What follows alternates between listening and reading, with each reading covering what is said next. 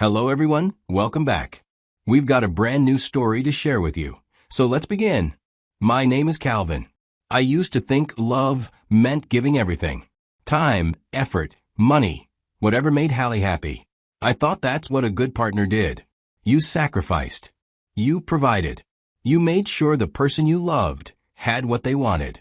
It took me 3.5 years to realize something fundamental. She wasn't in love with me. She was in love with what I could provide. Hallie and I met through mutual friends at a group dinner in Atlanta. I was 28, working as a financial analyst at a mid-sized investment firm.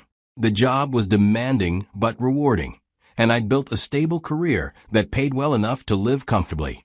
Not wealthy by any means, but secure. I had savings, a decent apartment, and a reliable car. I was doing fine. Hallie was 26, working for a boutique fashion company. She had expensive taste, designer shoes, high-end brunches at trendy spots, a carefully curated Instagram aesthetic that screamed luxury lifestyle. She wasn't for money, but she'd cultivated an image that suggested otherwise. I was drawn to her confidence, the way she carried herself, how she seemed to know exactly what she wanted from life. I found it attractive. We started dating, and in the beginning, everything felt right. I'd take her to nice restaurants, surprise her with weekend trips, and buy her things I knew she'd been eyeing. It felt good to make her happy. I loved seeing her face light up when I'd present her with something she wanted. My friends noticed the dynamic pretty quickly. My closest friend would tease me about it. We'd be out at a bar, and he'd shake his head with a knowing smile and say something like, "You're raising her taste, bro. Be careful." He meant it as a joke, but there was an edge of seriousness underneath. Other friends made similar comments about how Hallie always seemed to expect me to pay for everything, about how she'd mention expensive things she wanted and I'd end up buying them, about how I seemed to be working harder to please her than she was to please me. I brushed all of it off. I told them they didn't understand our relationship, that I genuinely loved her and wanted to take care of her, that providing for someone you love wasn't a burden. It was a privilege. I believed that for a long time. After about 2 years of dating, I proposed to her. We were on vacation in Savannah, a trip I'd planned and paid for, and I asked her to marry me over dinner at a restaurant overlooking the river. She said yes immediately. She didn't waste time posting photos of the ring within minutes. The ring had cost me a lot. I'd saved for it carefully, researching diamonds and settings, wanting to get something that would impress her. When she saw it, her eyes went wide, and she told me it was perfect. We set a date 6 months out. Enough time to plan properly, but not so long that we'd lose momentum. That's when the wedding planning began. Hallie had a vision. A very specific, very expensive vision. She wanted imported flowers, not just any flowers, but specific varieties from specific regions. She wanted gold-trimmed cutlery for the reception tables. She wanted a professional drone team to capture cinematic footage of the ceremony. She'd already picked out a designer wedding dress that cost more than my monthly rent, and now she was talking about wanting a second designer dress just for the reception. I was already covering the bulk of the major expenses. The venue rental for both the ceremony and reception. Full catering for 200 guests. Accommodations for our honeymoon in the Maldives, a trip she'd been dreaming about for years. My savings account was taking a serious hit. I'd always been careful with money, always planned ahead, but the wedding costs were stretching me thin. I was still contributing to my 401k and keeping an emergency fund, but beyond that, almost everything extra was going toward the wedding. Still, I told myself it was worth it. It was our day. It should be special. Hallie deserved to have the wedding she'd always imagined. We didn't live together yet. We'd planned to move in together after the wedding. So Hallie would come over to my apartment a few evenings a week. One evening, about 6 weeks before the wedding date, she came over after work with her laptop. She settled onto my couch with a glass of wine and started showing me photos on her screen. A luxury resort in Santorini. Professional photographers. Elaborate setups with flowing fabrics and dramatic cliffside backgrounds. She wanted to do a pre-wedding photo shoot there. Fly to Greece 2 weeks before the wedding, spend 4 days shooting, and capture content that we could use for announcements and keepsakes. Then she casually mentioned that she'd found another designer dress she loved. A backup option for the reception, in case she wanted to change. I watched her scroll through the photos, talking excitedly about angles and lighting, and how incredible the pictures would be. And something in me finally reached a breaking point. I asked her how much the Santorini shoot would cost. She waved her hand dismissively and said the photographer was giving her a deal. Only $12,000 for the package. Only $12,000. I asked about the dress. She said it was around $2,000, but that it was an investment piece she could wear again. I set down my own glass and took a breath before speaking. I told her we couldn't keep stretching the budget like this. That we'd already spent more than we'd originally planned. That we needed to be realistic about what we could afford. Her expression changed immediately. The excited light in her eyes dimmed. She asked what I meant. I explained as calmly as I could. I said the wedding was already expensive. That I'd covered the venue, the catering, and the honeymoon accommodations. That adding another $12,000 to $16,000 on top of everything else wasn't feasible. She stared at me for a moment, then said the words that I should have recognized as a red flag. It's our wedding. Don't you want it to be perfect? I felt frustration rising, but kept my voice level. I told her I wanted our marriage to be perfect. The wedding was just a day. What mattered was what came after. The temperature in the room dropped. Hallie's face hardened. She closed her laptop slowly and set it aside. When she looked at me again, the warmth that usually softened her features was completely gone. She said she couldn't believe I was being so cheap about our wedding day. That she'd been dreaming about this since she was a little girl. That I was ruining it by being selfish with money. I tried to explain again that it wasn't about being cheap. It was about being reasonable. About starting our marriage on solid financial ground instead of buried in debt. She wasn't hearing it. She stood up, gathered her things, and left my apartment without saying goodbye. I sat there on my couch for a long time after she left, feeling unsettled but not quite sure why. I'd seen her do this before, get upset, withdraw, wait for me to chase her and apologize. It was a pattern we'd fallen into over the years. She'd get cold, I'd sense her pulling away, and I'd scramble to fix whatever I'd done wrong. Usually by giving in to whatever she'd wanted in the first place. But this time, something in me didn't move to make peace. I didn't call her that night. Or the next day. She didn't reach out either. By day 2, the silence between us felt heavy but not urgent. I went about my normal routine, work, gym, making dinner, and reading before bed. I thought about her, wondered if I should text, but didn't. Day 3. She posted to her Instagram story. A photo of her out with friends at some upscale restaurant, laughing, looking carefree. The caption read, "Never beg for attention." I saw it. I knew it was directed at me. I didn't respond. More stories followed over the next couple of days. Her at brunch with girlfriends. Her getting her nails done. Her trying on clothes at a boutique. Each one was carefully curated to show how unbothered she was. How fine she was without me. I watched them passively, but didn't react. Didn't like them. Didn't comment. Didn't text to ask how she was. By day 5, I could tell she was noticing my lack of response. Her stories became more frequent. More pointed. Captions like "Know your worth," and "Energy goes where it's appreciated." I still didn't engage. Then came day 7. I was home after work, sitting at my kitchen table with my laptop, reviewing some reports for a meeting the next day. My phone buzzed with a text. It was from Hallie. The message was short and direct. "Since you're comfortable denying me what I asked for, there'll be no more intimacy until further notice." I read it once, then read it again. I set my phone down and leaned back in my chair. Not angry, not panicked, just clear. Everything suddenly made sense in a way it hadn't before. Intimacy was being used as a bargaining chip. Affection had terms and conditions. Love came with a price tag, and if I wasn't willing to pay it, the relationship would be withheld.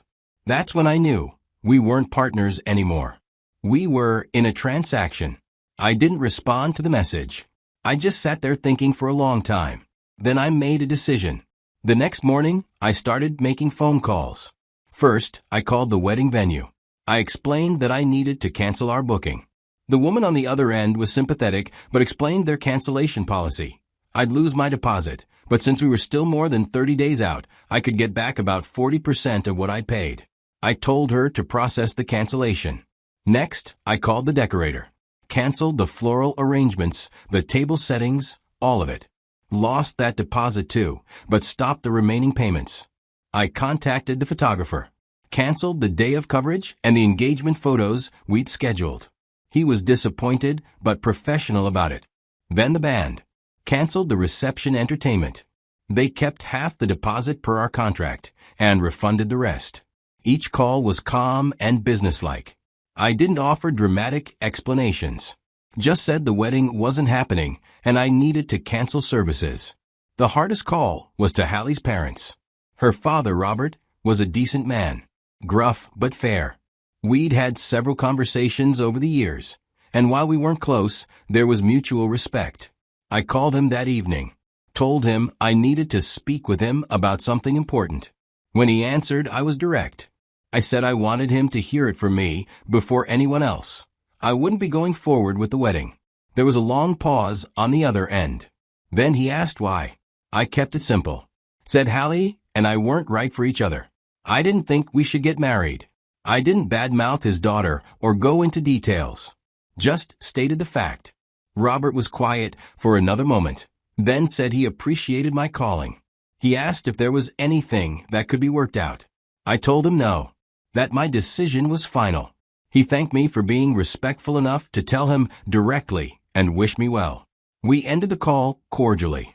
Then I turned to Hallie's things in my apartment. Over the course of our relationship, she'd left quite a bit here. Clothes in my closet, toiletries in my bathroom, books on my shelf, random items scattered around, a jacket draped over a chair, her favorite coffee mug in the cabinet, a pair of shoes by the door. I spent an evening gathering everything. I folded her clothes carefully, packed her toiletries in a bag, and collected every item that belonged to her. I put everything into 2 boxes, taped them closed, and set them by my front door. Waiting for the logistic company, I called to pick it up and deliver it to her. Hallie found out about the cancellations through the vendors. Her wedding planner called her, confused about why the venue had reached out about a cancellation. Then the photographer called. Then the florist. Then the band. Her phone must have exploded with confusion and questions. Then her parents called, having heard from me. I can only imagine what that conversation was like. Around 8 that evening, my phone started ringing. Hallie's name lit up the screen. I watched it ring. Didn't answer. She called again. And again. 6 times in a row. I let every call go to voicemail. The texts started coming in rapid succession. We need to talk. This is insane. Call me back. You can't just cancel everything without telling me.